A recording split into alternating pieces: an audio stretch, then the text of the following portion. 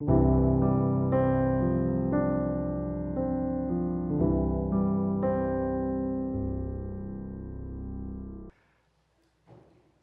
단기면 시리즈를 계획한 것은 제가 궁금한 것들 때문에 그랬어요.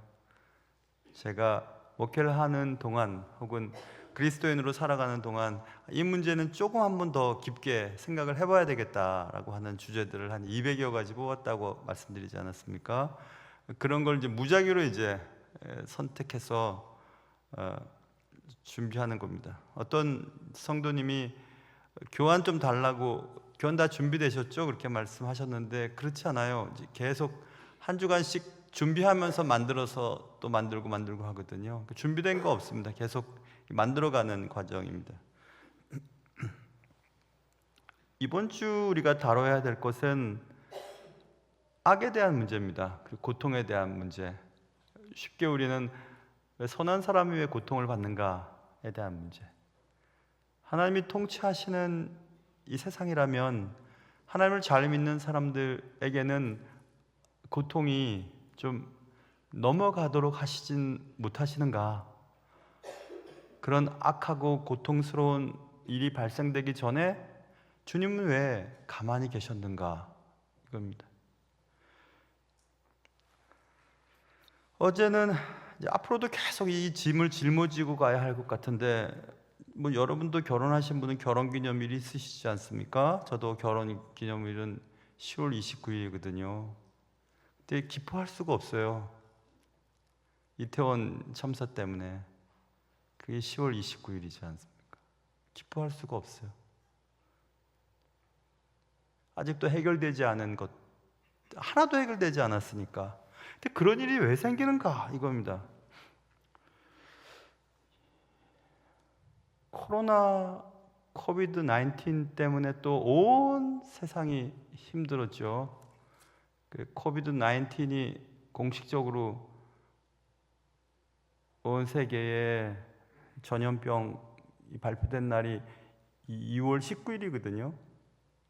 또 제 생일입니다. 그때가 또. 그래서 생일도 그렇고 결혼기념일도 그렇고 왜 세상은 이런 어려운 일들이 있는가? 하나님은 왜 이 일들을 미리 막지 않으시는가? 그런 문제들은 우리 그리스도인들이 꼭 짚고 넘어가야 될 문제입니다. 대충 짚고 넘어가면 불편합니다, 마음이. 그럼 그리스도인이 된 게 뭐야 도대체? 그리스도인이 하나님이 지켜주시는 백성이라면 이런 일이 생기지 않도록 하셔야지. 이런 생각들을 해보면서 오늘 본문을 들어갈 때 저도 뭐 다 경험한 것이 없으니까 그 When God Weeps라고 하는 하나님이 우실 때라고 하는 책이 있어요. 조니 에릭슨 타다라고 하는 유명한 분이죠. 그분 다이빙 하다가 목 척추를 다쳐가지고 휠체어 타고 다니시는 믿음의 여인이 있습니다. 타다와 스티븐 에스테스가 지은 책입니다. 그 책, 그리고 리 스트로벨이라고 하는 분이 계세요. 리 스트로벨이 아마 그분 맞을 겁니다. 시카고 트리뷴지의 기자였다가 예수님에 대한 변증서를 주로 많이 내시는 아주 대단한 영향이 있는 분이죠. 그분 맞죠 아마? 리 스트로벨. The Case for Faith라고 하는 책이 또 있습니다. 믿음의 경우? 뭐 이런 제목으로. 이거 다 존더반이라고 하는 출판사에서 나왔어요. 제가 언젠가 말씀드린 것처럼 여러분 번역서든지 영어 원서든지 존더반 책은 다 좋습니다. 복음주의 책이에요. 뭐 홀맨 출판사, 틴데일, 핸드릭슨 이런 다 좋은 출판사입니다. 그런 책에서 출판된 원서든지 번역서든지 다 사도 문제 없어요. 또 감리교의 아빙돈 출판사 이런 계통 출판사 참 좋은 출판사입니다. 무조건 사셔도 됩니다.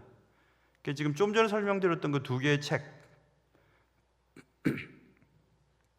그리고 최근에 이 고통의 문제에 대해서 최근에 이 책은 뭘까 하고 몇 달 전에 사서 이북으로 사서 읽고 있는 책이 있어요. 그것은 Why is there suffering? 이라고 하는 책이에요. 왜 고통이 있는가? 왜 고통이 있는가에 대한 문제입니다.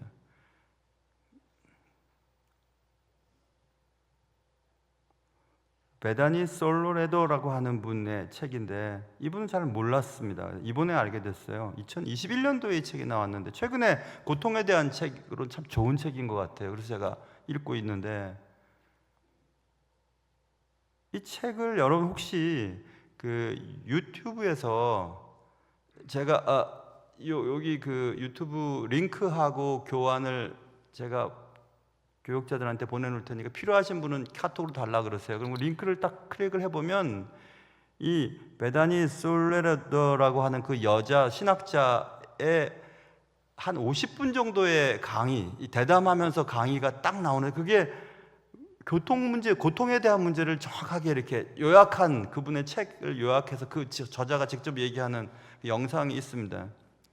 그 책을 쭉 읽어가다 보면 다 읽지는 못했습니다. 거기에 큰 주제 중 하나가 Suffering is a mystery라고 하는 부분이 탁 걸렸어요.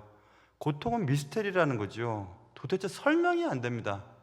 이 땅에 우리가 그리스도인으로 살면서 악과 고통의 문제들도 이해가 안 가고 하나님이 왜 그토록 많은 고통과 악을 이 세상에 허용하시는가 그것도 이해가 안 가고 더 이해가 안 가는 것은 왜 그리스도인에게도 그런 악과 고통이 똑같이 있는가 하는 겁니다. 오히려 하나님 앞에서 바르게 살려고 하면 악과 고통의 문제에 더 심각한 경험을 하게 되는 이건 도대체 뭔가 하는 문제입니다. 그런 여러 가지 책들 그리고 고통의 기본적인 책은 이런 책들 읽어보셔야 돼요. 그 C.S. 루이스의 The Problem of Pain이라고 하는 유명한 책이죠. 고통의 문제. 이건 기본적으로 읽으셔야 돼요. 그리스도인이 고통의 문제에 대한 어떤 관점을 이해하려면 C.S. 루이스의 이 책은 아주 고전적인 책이죠. 이 책들도 꼭 한번 읽어보세요. 그런 책들을 거의 종합을 해서 지금 제가 교환을 만들었습니다. 그래서 교환은 이렇게 시작이 됩니다. 그런 책들 가운데 어느 책에 어떤 이런 글을 올렸다. 친구가 글을 보냈는데 그 글의 제목은 Life is unfair 이라고 하는 제목이었어요. 인생은 불공평하다. 그게 제목이었습니다. 내용이 이렇습니다. 이제 막 엄마가 된 40세의 신우이, 우리나라 말하면 신우이가 대장암 4기 진단을 받은 것에 대해 너무 가슴 아파하는 얘기가 기록되어 있는 글이었습니다. 근데 그 신우이는 예수님을 잘 믿는 신우이였어요. 그리고 아기를 가졌습니다. 엄마가 됐습니다. 그런데 그 엄마에게서 엄마가 대장암 4기 진단을 받은 그 신우이를 보면서 인생은 너무 불공평해. 하나님은 그리스도인들이 고통받을 때 도대체 어디 계셨어? 라고 하는 질문으로 시작이 됩니다.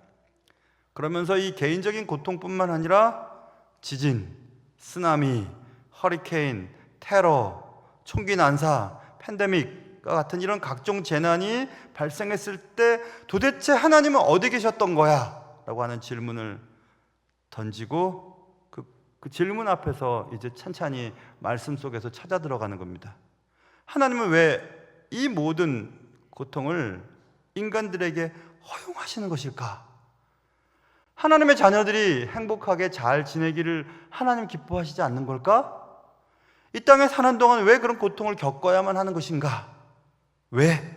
라고 하는 그 문제를 이제 답을 한번 내려보려고 합니다. 그런데 이 고통의 문제는 복잡한 질문이긴 하지만 이 땅에 사람이 살고 역사가 기록되면서부터 너무나 많이 질문이 던져진 질문이었기 때문에 그런 질문에 답을 했던 많은 사람들이 있었지 않았겠습니까? 그래서 그것들을 찾아보면 만족스러운 답을 얻을 수 있을 것처럼 생각해보지만 사실은 그럼에도 불구하고 정확한 해답을 내려주는 책도 없고 강의도 없고 알 수가 없습니다. 그렇기 때문에 우리는 그런 하나님 외에 그토록 많은 악과 고통을 허용하실까에 대한 답을 찾기 위해서 몇 가지 도움이 되는 생각들을 얘기를 해볼 것입니다. 그 생각들을 통해서 우리는 스스로 답을 찾아 나가야만 하는데 그걸 이제 제가 도와드리려고 합니다. 그게 뭔가? 자, 첫째, 우리가 이 하나님은 왜 그토록 많은 악과 고통을 허용하시는가? 라고 하는 질문에 답을 하기 위해서는 첫 번째 알아야 할 원리는 하나님의 주권에 대한 얘기를 꼭 짚고 넘어가야 합니다. 하나님의 주권. 자, 보세요. 인생을 살아가면서 겪는 모든 고통에 대해서 하나님이 주권자라고 하는 절대적인 진리를 우리는 놓쳐서는 안 된다고 하는 것이 먼저예요. 자, 자연재해가 발생되거나 개인적인 고난이 또 우리가 마주치는 어떠한 악한 경험들도 주권자이신 하나님을 놀라게 하거나 놀란다는 것은 몰랐는데 나는? 아니 내가 그것을 감당할 수 있는 능력이 없는데 그런 일이 벌어졌단 말이야? 그런 의미입니다. 하나님을 놀라게 만들 수 없다는 겁니다. 그 개인적인 재난이나 자연재해나 우리가 마주치는 어떤 악한 경험, 그건 그리스도인들이 경험하는 악에 대한 문제들도 포함되는 거죠. 물론이고. 그래서 그렇다면 하나님은 모든 것을 알고 계시는 분이라는 걸 꼭 잊지 말아야 됩니다. 우리가 악한 일을 겪었을 때, 고통을 당했을 때도 우리는 하나님이 모르셔. 내가 이렇게 고통을 당하고 있는 것을 하나님 모르셔. 어떻게 하나님은 그러실 수가 있으세요? 라고 하면 안 된다는 겁니다. 하나님의 주권은 이미 모르는 것이 없을 만큼 우리의 삶에 대해서, 온 세상에 대해서 알고 계시다. 여러분 비행기를 타보면 이상기류를 만나면, 난류를 만나면 이 롤링이 막 심하지 않습니까? 롤링이 심하면 사실 겁이 많이 나지 않아요? 그럼 겁 안 나셨어요? 사실 겁이 많이 납니다. 고공에서 롤링이 심하면 막 음식도 흔들거리고 막 여기저기서 기도하는 분들도 보이고 막 그렇습니다. 으크앙 하고 막 이런 소리도 나고. 제가 월요일 날 갔다가 오늘 제가 돌아왔습니다. 동기들 모임이 있어서 목포에 갔다가 왔거든요. 근데 KTX를 타고 오는데 가만히 앉았을 때는 모르겠던데 화장실을 갔는데 이게 롤링이 있던데요. KTX도. 그래서 제가 한번 생각해 봤습니다. 이 정도 롤링이라면 비행기 탔을 때 이 정도 롤링이면 굉장히 놀랐을 텐데 KTX에서는 이런 롤링인데 놀라질 않았어요. 왜 똑같은 롤링인데 이 정도의 움직임이 출렁거림이었는데 왜 놀라지 않았지? 왜 공포가 똑같지 않았을까? 가만히 생각해 봤습니다. 공포를 느끼는 정도의 차이가 왜 벌어졌을까? 몇 가지 생각해 볼 수 있죠. 똑같은 출렁거림이었지만 공중에서의 출렁거림과 지면에 붙어서의 출렁거림은 다릅니다. 그리고 출렁거렸을 때 피할 곳이 있다는 것이 우리 속에 있고 없고에 따라서 공포는 큽니다.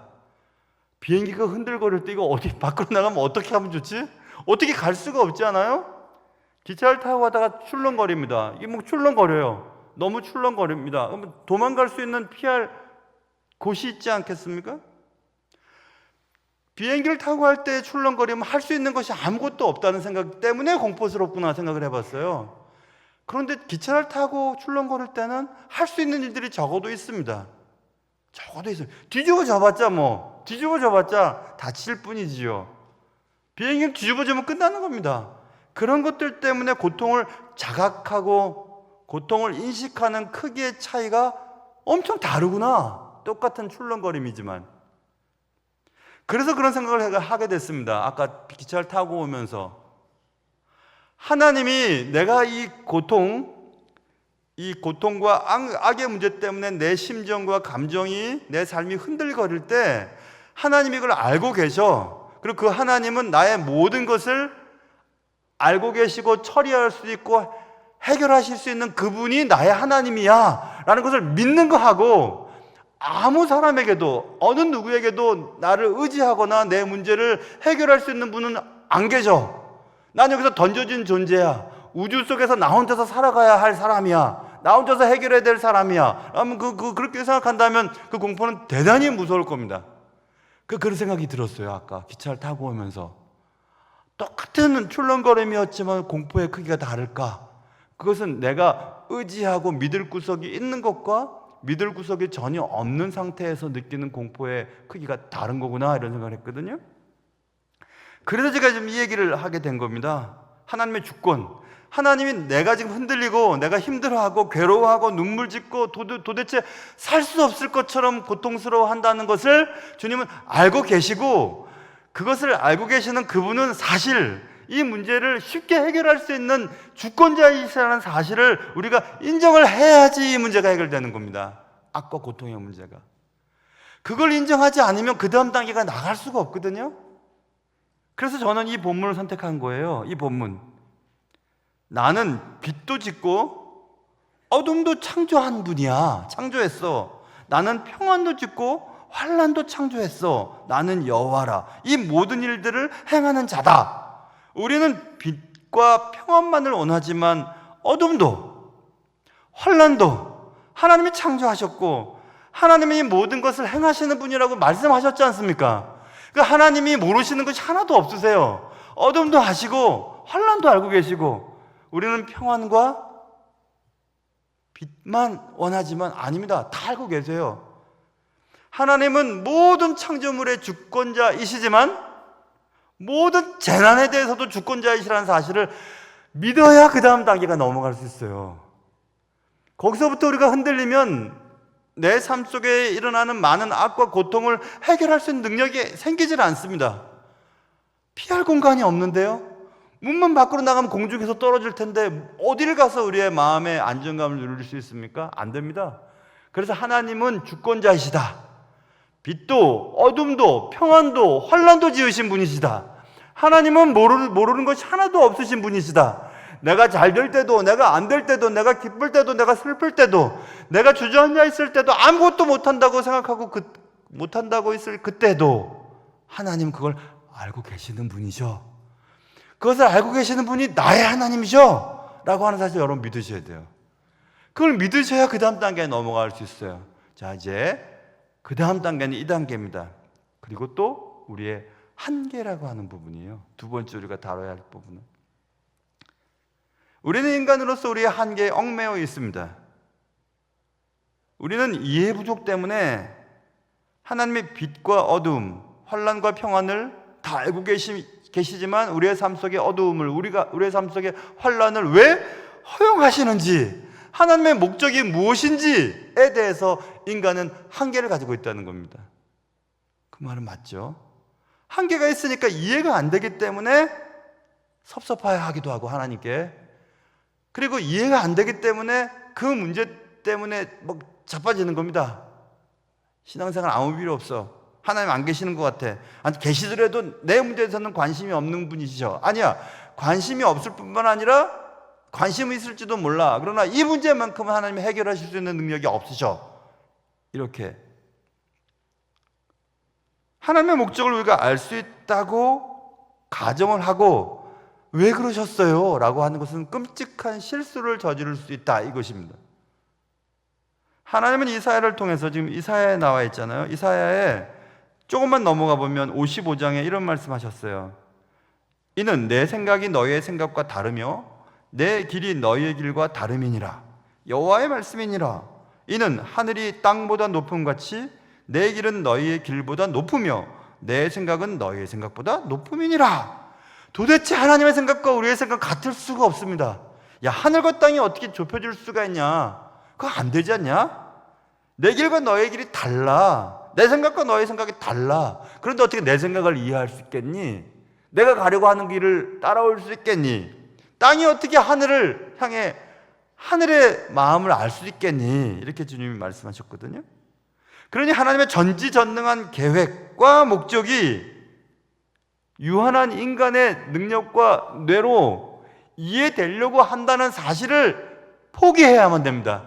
그래야 왜 이토록 많은 악과 고통이 인생에 있는가에 대해서 조금이라도 한 걸음 나갈 수가 있어요. 내가 이해해 보려고 하고 또 내가 이해하는 것만큼 하나님을 믿는다고 하면 이 악에 대한 문제를 해결할 수가 없습니다. 어떻게 알 수 있겠어요? 왜 그런 생각을 했냐면 이런 겁니다. 저는 제가 당했던 몇 가지 고통이 그때는 정말 너무 나쁜 것으로만 생각했습니다. 1992년도는 저에게 참 힘든 시간이었어요. 적어도 92년 4월달까지는. 91년도 회사를 그만두고 총신 신대원에 시험을 봤는데 떨어졌지 않습니까? 그렇다면 91년도 12월 달에 떨어졌을 때 92년도 12월 시험 볼 때까지 1년이 있어야 되는데 그 1년 동안에 저는 은행원도 이제 아니고 돈도 없고 학생도 아니고 저는 아무것도 아닌 겁니다. 그리고 애 아빠였었어요. 그리고 한 집안의 가장이었습니다. 이게 도대체 뭐지? 하나님, 제가 하나님의 말씀을 믿고 하나님 부르셔서 하나님의 길을 가겠다고 하는데 왜 길이 이렇게 막히죠? 이게 뭡니까 도대체? 창피하기도 하고 이게 도대체 뭐죠? 참 힘들었던 기간들이 있었습니다. 92년 4월까지. 4월 달에 하나님은 어떤 저에게 경험을 주시고 또 뭐 환상 같은 건데 그것을 보면서 하나님의 또 격려가 있으셨어요. 그 뒤로 또 제가 달라졌는데 왜 그랬을까? 그런데 92년도 제가 어려웠던 그 시간, 하나님 앞에 왜라고 하는 질문을 줬던 92년 4월 달까지, 4월 이후 둘째 주부터인가 하나님의 뜻을 분명히 알고 92년 12월 시험 보고 93년 신학대학원에 들어가서 공부를 하기 전까지 93년도 신학교에 들어가서 제가 알았어요. 뭘 알았냐 하면 92년도 그 한 8개월, 한 12개월로 보면 한 8개월 정도가 진짜 시간이었는데 그때 제가 성경 창세기부터 계시록까지 전체를 꼼꼼하게 가끔씩 말씀드린 박윤선 목사님의 그 성경 주석을 1권부터 36권까지 그걸 꼼꼼하게 다 봤습니다. 완전히 봤어요. 완전히. 거의 암기하다시피. 근데 그런 시간이 신학교를 간 93년 이후부터 지금까지 그런 시간이 없이 신학을 공부했더라면 어떻게 할 뻔했지? 이런 생각을 얼마나 많이 했는지 몰라요. 성경을 모르고 성경이 기반이 되지 않은 상태에서 신앙생활은 오래 했지만 그냥 조각조각 알고 있었던 이 성경 지식 위에 신학을 쌓았다면 저희 아마 목회 생활은 어려웠을 겁니다. 성경을 잘 모르는데 거기다가 무슨 신학의 렌즈를 가지고 성경을 강해를 하고 설교를 합니까? 도대체 안 되는 거죠. 아침부터 저녁까지 말씀과 기도에 완전히 빠져 있었던 시간이 92년도 기간이었거든요. 93년도 그래서 그때 지금도 있나요? 성경고사가 있어요. 지금도 있어요. 그때 성경고사가 있어야 졸업 논문과 성경고사 패스를 해야 졸업이 되는데 세 번 안에 패스를 해야 돼요. 성경을 통과해야지만 신학대학원 졸업이 되거든요. 물론 논문이 전 쉽더라고요. 한 번에 되죠. 1학년 때. 뭐 어렵지 않던데요. 제가 그때 92년도에 그 나의 고통이라면 그 고통은 안 된 게 아니라 잘 된 일이었구나라는 것을 그때 깨달았어요. 그 당시 때 저의 인간의 한계로는 그 일이 안 됐다고 생각했다고 말씀드렸잖아요. 왜 이런 일이? 그렇게 하지 아니하면 성경을 볼 수 있는 시간이 없었고 성경을 알지 못한 상태에서 신학 공부를 하면 분명히 희한한 설교자가 됐을 테니까 주님은 그 일을 계획하시고 하나님의 큰 목적을 위해서 그 일을 허락하셨던 거지요. 근데 그때는 저는 이해를 못했다니까요. 98년도를 또 잊지 못합니다. 우리 교인들 잘 아시지요. 제가 사고를 당해서 공부하던 공부를 중지하고 다른 공부를 시작하기로 했다고 말씀입니다. 기독교 교육을 공부를 잘해서 교수를 하든 아니면 기독교 교육에 기반을 둔 목회를 하든 아마 사고가 안 났으면 제가 다니던 그 학교에서 공부를 했을 겁니다. 이번에 목포에서 중도라고 하는 문전도사님, 여전도사님 중도의 기념관을 갔었었는데 거기 정태기 목사님이 이렇게 했는데, 정태기 목사님이 노돈에서 북침내 신학교에서 MDB를 하신 분인데 그 노돈을 제가 다니고 있었거든요. MA를 공부를 하고 있었었는데 왜 이런 일이 생겼지? 하나님 왜 이런 일이 생겼지? 하고 98년도에 그 사고가 났을 때 저는 도대체 이해할 수 없었습니다. 이렇게 어렵게 유학을 와서 이렇게 어렵게 공부를 하고 이렇게 애를 쓰고 있는데 왜 이런 일이 생겼을까? 그때는 이해할 수 없었습니다. 그것은 인간의 한계입니다. 그러나 하나님의 목적은 저에게 한국 교회에 필요한 공부를 하고 빨리 그 공부를 마치고 한국에 돌아와서 지금 여러분과 같이 이렇게 신앙생활을 하도록 하나님의 계획 속에 있었던 것이었습니다. 그래서 시카고에서 공부를 하지 아니하고 캘리포니아로 넘어온 것은 하나님의 목적이 있으셨어요. 그런데 저는 그걸 이해할 수가 없었습니다. 왜냐하면 그의 생각이 내 생각과 다르고 여호와의 말씀은 하늘이 땅보다 훨씬 높은 것처럼 그렇게 현격한 차이가 있었기 때문에 저는 인간의 한계로서는 그것을 이해할 수 없었습니다. 그러나 캘리포니아로 넘어와서 빨리 공부를 마치고 한국에 들어와서 좋은 교회에서 부목사 생활을 하고 제가 기도했던 대로 40세 때는 담임을 하게 해주십시오. 그 40세 때 안양에서 담임을 하고 하나님 제가 마음껏이라는 게 좀 어떤 나쁜 뜻은 아닙니다. 하나님 저를 만드신 목적대로 사용될 수 있는 곳에 사역하게 해주세요. 그래서 어쩌서 여기 왔어요. 우리 교회에서 15년까지 사역하면서 힘들 때도 있었지만 저한테 꼭 맞는 교회인 것 같아요. 정말 그런 것 같아요. 제가 자란 동네에서 이렇게 편안하게 목회를 하고 또 제가 보니까 우리 성도들이 참 좋으신 분들인 것 같아요. 그래서 사람들이 그렇게 얘기하던데요. 교회는 담임 목사를 닮는다고. 무슨 말인지 이해되시지 않는 분은 가만히 생각해 보세요. 그래서 저는 그런 생각했죠. 98년도에 그때는 분명히 하나님은 내 고통을 모르셔. 하나님이 이렇게 하시면 안 되죠 라고 생각했지만 지금 해보니까 98년도에 그 사고는 저를 이쪽으로 옮겨서 하나님이 기뻐하시는 공부를 하게 하신 하나님의 계획이었다는 것을 나중에 알게 됐거든요. 거기서 우리는 조금 힌트를 얻어야 됩니다. 하나님 왜 그토록 많은 악과 고통을 허용하시는가? 목적, 하나님의 뜻을 이루기 위함이다. 그것을 여러분 우리가 믿으셔야 돼요. 그걸 믿지 못하면 이해가 안 되고 화가 나고 신앙생활을 왜 해야 되는 거지? 하나님은 능력이 없거나 내게 관심이 없거나 아니면 하나님은 정말 인간의 머릿속에서 만들어진 그냥 신일 뿐이야 라고 생각할 수밖에 없거든요. 그 두 가지를 이제 우리가 짚고 넘어가서 하나님의 주권과 인간의 한계 지금 얘기했습니다.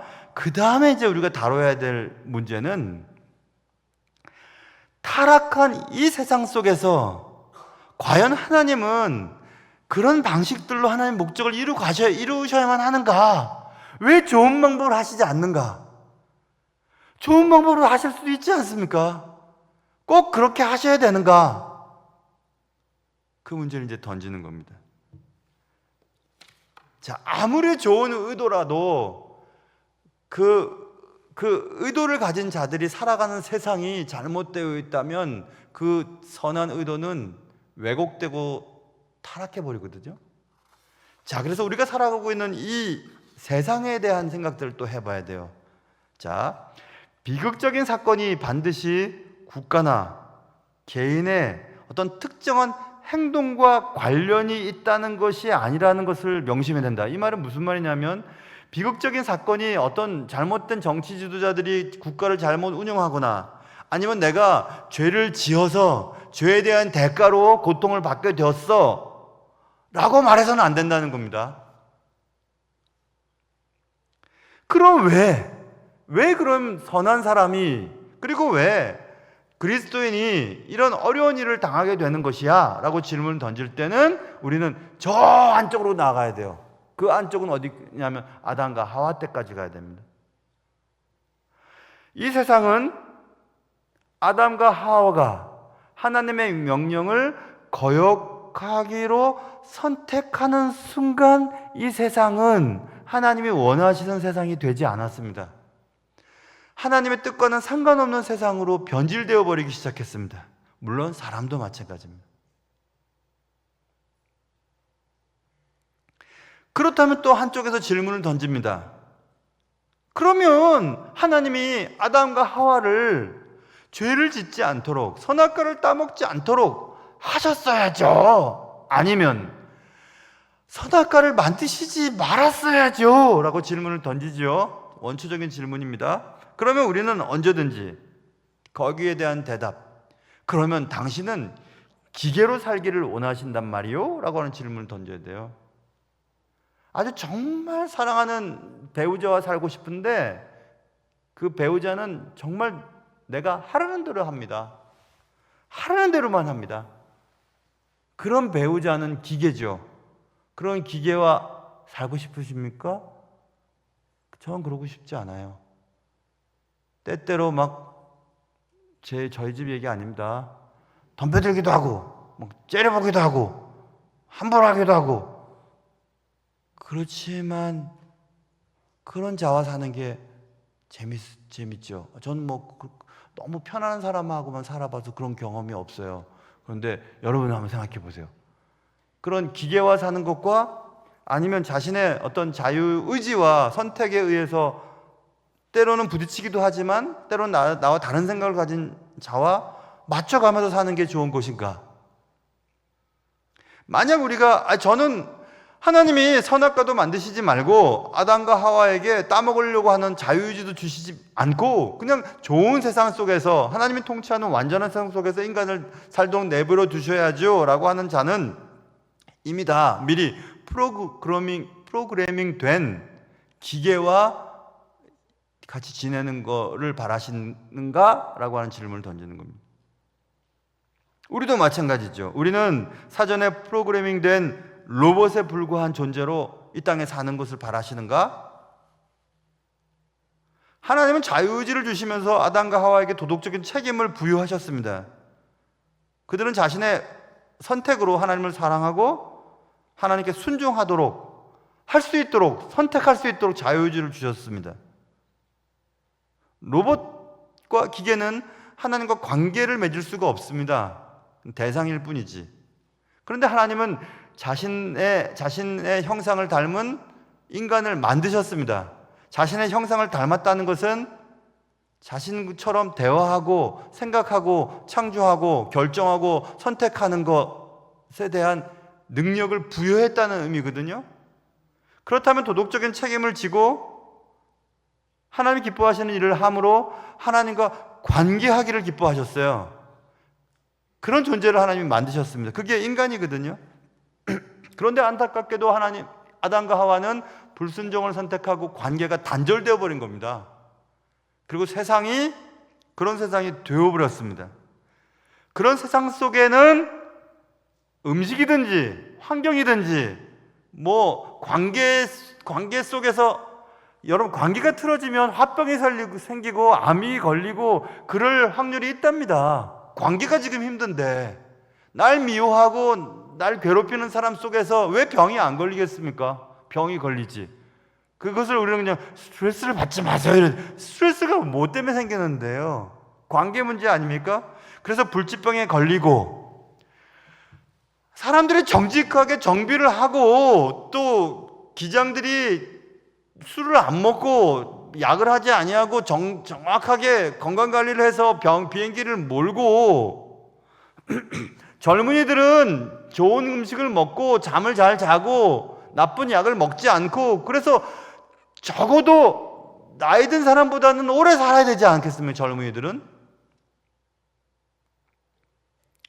그리고 뭐 공해나 뭐 이런 뭐 오존층이 파괴되거나 뭐 이런 해서 지구가 온난화 때문에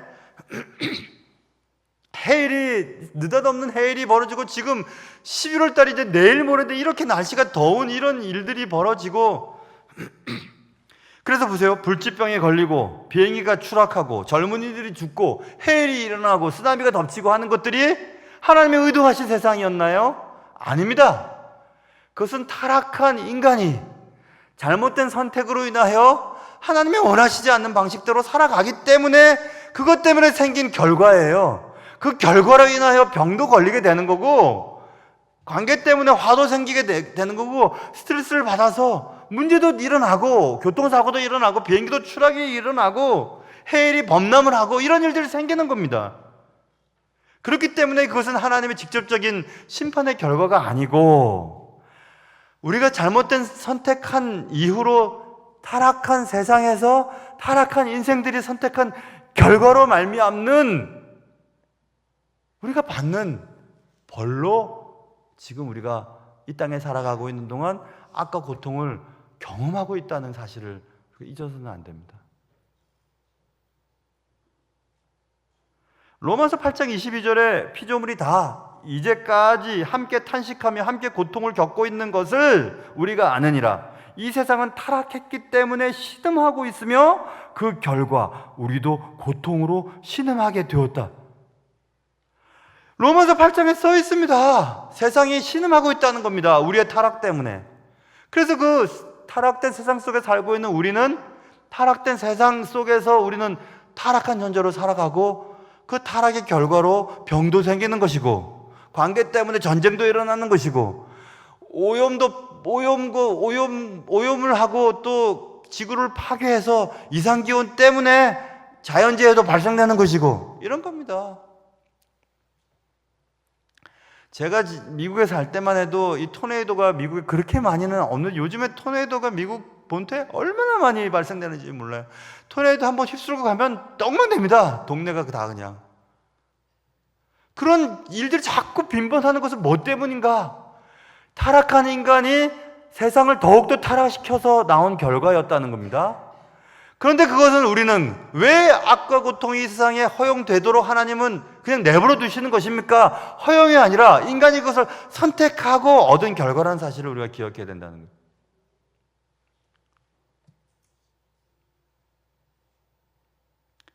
그래서 자, 이제 결론으로 들어가는 겁니다. 자, 보세요. 하나님이 그토록 많은 악과 고통을 허용하신 이유가 뭘까? 그 모든 것들을 우리가 생각해 보면서 한 가지 예수님의 비유를 떠올려야 합니다. 그 비유는 누가복음 13장에 나와 있는 비유입니다. 사람들이 와서 예수님께 물어봅니다. 예수님, 실로암 망대가 무너져서요 18명이 죽었는데, 지금 말하면 어딜 가는데 빌딩이 무너져가지고 사람이 그 깔려 죽었다는 겁니다. 18사람이 깔려서 죽었습니다.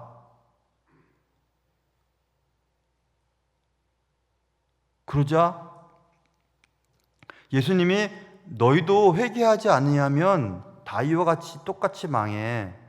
저 망대가 무너져서 죽은 18사람이 너희들보다 죄가 더 많아서 그런 줄 아냐?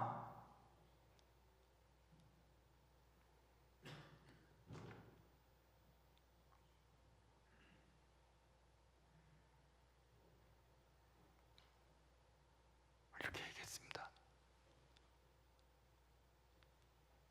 타락된 인간이 타락한 세상 속에서 계속 세상을 타락시키고 변형시키자 그 결과로 받는 우리 악, 그리고 뭐 이상한 지도자가 나와서 전쟁을 벌이고 하는 그런 모든 것들은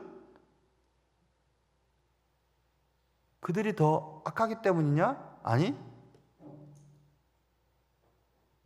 너희도 회개하지 않으면 똑같아. 그러면서 한 가지 비유를 들어 설명하시는데, 한 사람이 포도원에 무화과 나무를 심었어. 열매를 구했지만 얻지 못했어. 3년을 기다리고 와서 기다렸는데 열매를 구하지 못했으니까 주인이 포도원 지기한테 야, 땅만 버릴 필요 없다. 수확도 안 되는데 저 찍어버려라 라고 얘기를 했다. 그런데 그 포도원 지기가 주인에게 주인님 내가 열심히 거름도 주고 돌볼 테니까 한 번만 올해만 좀 봐주세요. 그리고 또 열매가 열리지 않으면 그때는 찍어버리겠습니다. 이렇게 얘기했다. 회개에 대한 얘기죠, 분명히.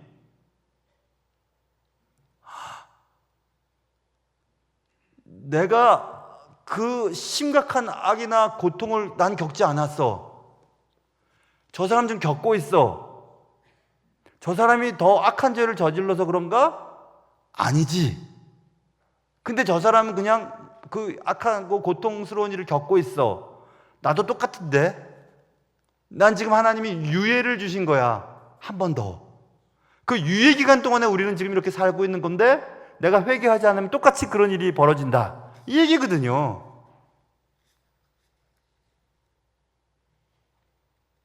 그래서 주님이 성경에서 배역한 자식들아 돌아오라 내가 너의 배역함을 고치리라 하시니라. 보소서 우리가 주께 왔사오니 주는 우리 하나님 여호와의 시민이다. 모든 인간들을 한순간에 멸망시키고 한순간에 막 죽을 벽에 다 걸리고 한순간에 막 핵폭발이 일어나서 한꺼번에 다 죽이시고 그렇게 하지 않는 것은 하나님의 자비 때문에 일어나는 겁니다. 지역적으로 병에 걸리고 지역적으로 문제가 생기고 전쟁이 일어나서 사람들이 죽고 뭐 자연재해 때문에 사람들이 죽고 하는 일들이 있지만 특별히 그쪽이 잘못했기 때문에 그런 게 아니라 똑같다. 그런데 지금 그런 일이 발생되지 않는 너희는 하나님의 자비 아래 한 번 더 유예기간을 살고 있으니까 우리가 해야 될 게 뭡니까? 회개 빨리 해라 이겁니다. 회개 빨리. 그래서 우리 주변에 일어나는 모든 악한 사건들 있지 않습니까? 어떤 사람이 말입니다. 길을 가는데 그냥 어떤 사람이 그냥 묻지마 살인을 했어. 야, 그래서 그 어떤 처자가 죽었대. 너무너무 안 됐다. 너무너무 안 됐어. 이태원에 갔던 그 젊은 사람들이 뭐가 잘못돼서 그렇게 죽습니까? 아유, 너 정말 아유. 그러면서 어떤 사람은 말도 안 되는 소리를 하죠. 누가 가랬어? 거기 먹으러 가랬어? 그딴 소리는 하고 있으니 말이나 되는 얘기인가요, 그게? 그러면서 우리는 아유, 저 악한 자들, 아유, 우리는 그렇지 않으니까. 그럴 게 아니라는 얘기입니다. 왜 그런 일이 그들에게 발생되고 내게 발생되지 않았는가? 하나님이 내게 한 번 더 자비를 베푸신다는 거예요. 우린 다 그냥 멸망도 않고 죽어가는 악인인데 그런 일이 내게 아직 발생되지 않았다는 것은 하나님의 자비 때문에 한 번 더 회개할 기회를 주셨다는 생각을 해야 된다는 겁니다. 다른 사람의 악과 세상에 흩어져 있는 고통을 보면서 그렇게 할 게 아니라 왜 하나님은 고통에 대해서 관심이 없어? 그게 아니라 내게 그런 일이 발생되지 않았다면 야, 빨리 나도 똑같은 일을 발생하고 경험했을 텐데 근데 내게 그런 일이 생기지 않았으니까 하나님의 자비 가운데 내가 있어. 그러니까 빨리빨리 회개해야지. 빨리 그분께로 돌아가야지 라는 것을 상기시켜주는 하나님의 메시지를 받으라는 겁니다. 지구 저편에서 전쟁이 일어나고 지구 저편에서 헤일로 쓰나미 때문에 막 사람들이 죽어가는 것을 보고 야, 안 됐어. 하나님의 저 고통을 허락하셔서 그게 아니라 야, 하나님 앞에 다시 빨리 엎드려야 되겠다. 하나님 앞에 빨리 돌아가야 되겠다 라고 하는 경고의 메시지를 읽으라는 겁니다. 그런 악과 고통이 편만하다는 것을 보면서 아까 C.S. 루이스 얘기했죠. 고통의 문제에 우리가 잘 아는 하나님은 우리의 즐거움 속에서는 속삭이시고 우리의 양심 속에서는 말씀을 하시지만 우리의 고통 속에서는 소리를 치신다. 그래서 또 다른 쭉 내려가다 보면 고통은 귀머거리가 된 세상을 깨우는 그분의 확성기다 이런 말이 있어요. 고통을 통해서 우리는 듣는 겁니다. 무슨 소리를?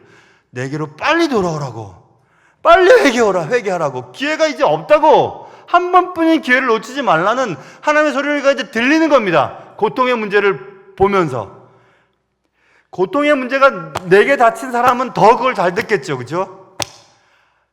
하나님 앞에 손을 들고 하나님 앞에 대드릴 게 아니라 하나님께 빨리 돌아오라고, 회개하라고, 기회가 없다는 하나님의 소리를 더 크게 들을 수 있는 은혜라는 겁니다. 은혜. 고통의 문제는, 악의 문제는. 또 한 가지는 성경 속에서 욥, 모세, 예레미야, 엘리야 이런 분들의 공통점, 많이 공통점이 있겠지만 여러 공통점 중에 하나의 공통점이 뭐냐면 죽여달라고, 나 죽고 싶어요 라고 얘기했던 사람들이에요. 근데 그들이 죽고 싶어요, 나 데려가 주세요, 이 정도면 됐습니다 라고 말할 때가 언제였냐? 제일 힘들 때였잖아요. 그게 뭐냐면 고통은 이 땅에서의 삶이 전부가 아니라 가야 할 곳이 있다는 생각들을 하게 해주는 그런 유익이 있어요. 믿는 사람이 이 땅을 떠나고 싶다고 하지 않습니까? 죽고 싶다고. 죽고 싶으면 어떡할 건데요?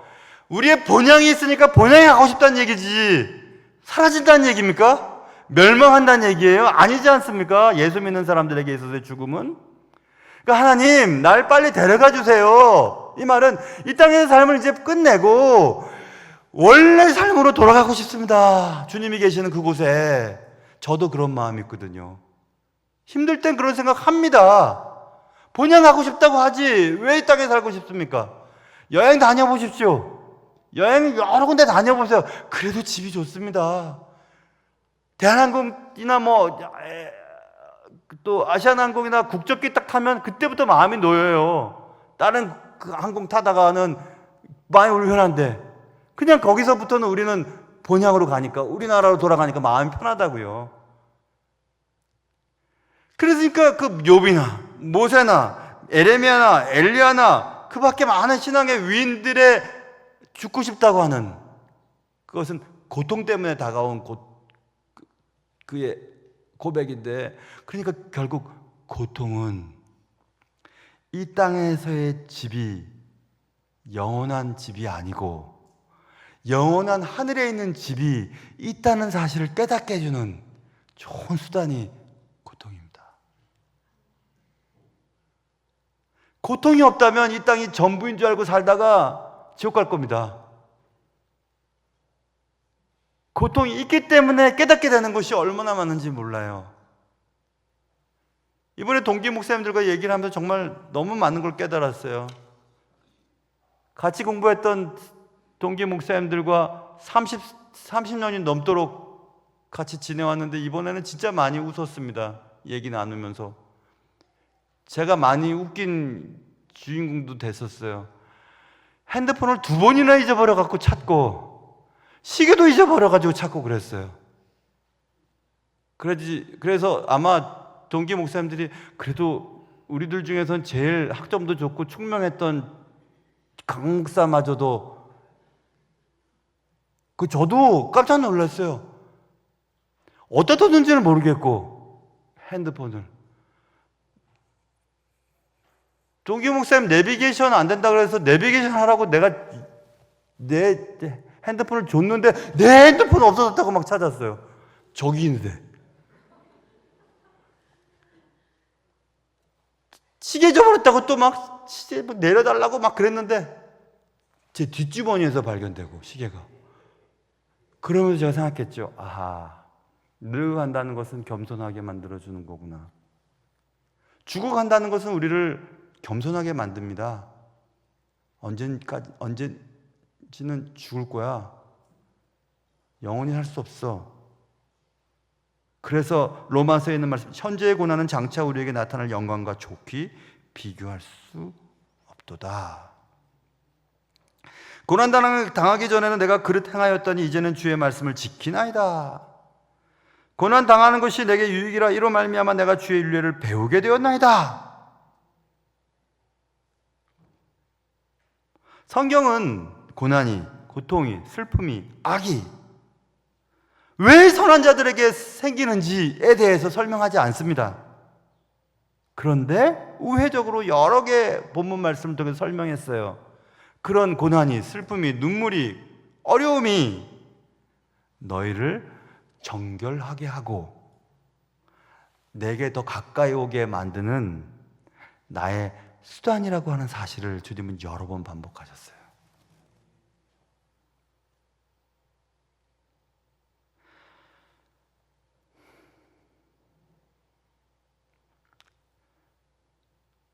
그게 지금까지 살펴본 게 그래도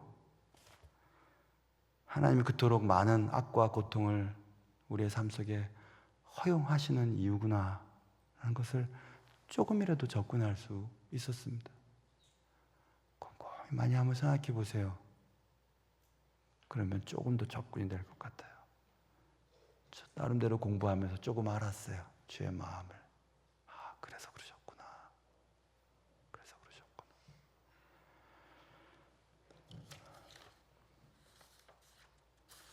부목사님들이 설교하면 시간이 많이 남던데 저는 그렇게 시간이 모자라서 너무 죄송해요. 방대한 주제였지만 그래도 정말 다시 또 전할 수 있는 기회가 있을까 하고 전했던 겁니다. 오늘도 역시 마지막 찬양 부를 시간은 없겠네요.